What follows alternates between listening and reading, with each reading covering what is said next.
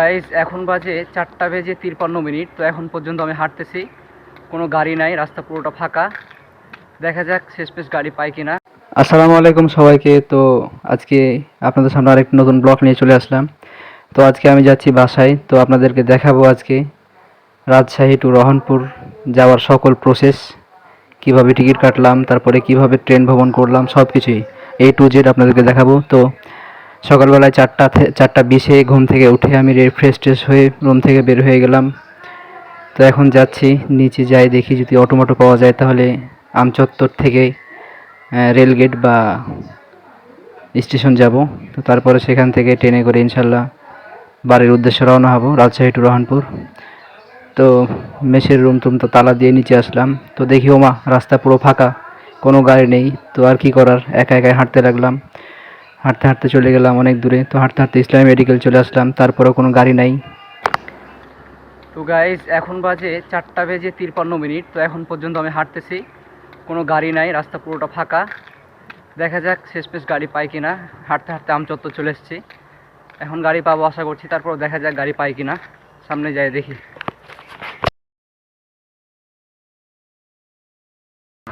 তো আমচত্বর চলে আসছি, এখন পর্যন্ত কোনো গাড়ি নাই। তো দেখা যাক গাড়ি পাই কিনা। মা স্টেশন, স্টেশন, রেলগেট।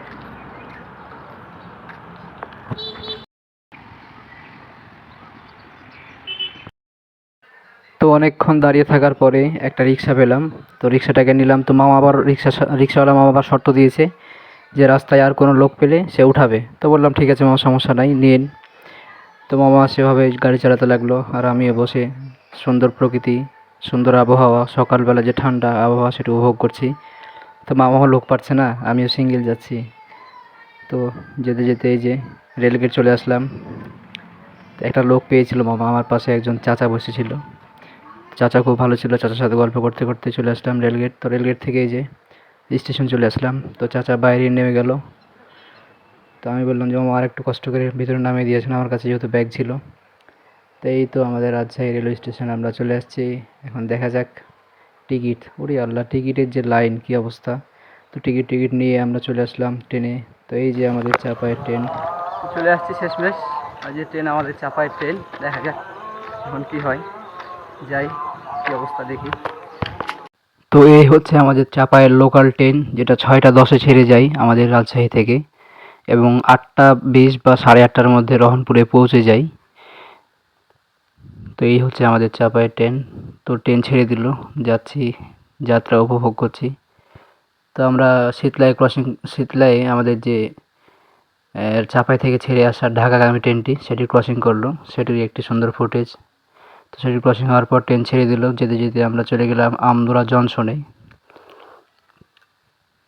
আমদোরা থেকে যাচ্ছি, যেতে যেতে একবারে আমাদের রহনপুরে গিয়ে থামবে। তো অবশেষে চলে আসলাম আমাদের সেই রহনপুর। এই হচ্ছে রহনপুর আভা ব্রিজ থেকে নেওয়া সুন্দর একটি ভিউ। চলে আসলাম সবশেষ রহনপুরে।